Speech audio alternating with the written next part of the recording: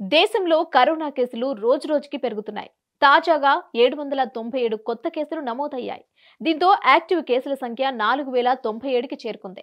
Corona active కేసుల్లో తెలంగాణలో 55, ఏపీలో 29 కేసులున్నాయి. గడిచిన 24 గంటల్లో కరోనా బారిన పడిన 5గురు ప్రాణాలు కోల్పోయారు. కేరళలో 2, మహారాష్ట్ర, పుదుచ్చేరి, తమిళనాడులో ఒక్కో మరణం నమోదైంది. మరోవైపు కొత్త వేరియంట్ కూడా చాప కింద నీరులా వ్యాప్తి చెందుతోంది. దేశంలో కొత్త వేరియంట్ JN1 వేగంగా వ్యాప్తి చెందుతోంది. దేశంలో ఇప్పటి వరకు JN1 కరోనా వేరియంట్ కు సంబంధించిన కేసులు 157 వెలుగులోకొచ్చాయి. గతంలో అత్యధికంగా 78, గుజరాత్ లో 34, గోవాలో 18, కర్ణాటక 8, మహారాష్ట్ర 7, రాజస్థాన్ లో 5, తమిళనాడులో 4, తెలంగాణలో 2 కేసులు బయటపడ్డాయి. ఢిల్లీలో JN1 వేరియంట్ ఎంట్రీ ఇచ్చింది. ఒక కొత్త కేసు వెలుగు చూసింది. మొత్తం నమోదైన 157 కేసుల్లో 141 కేసులు ఈ నెలలోనే వెలుగు చూశాయి.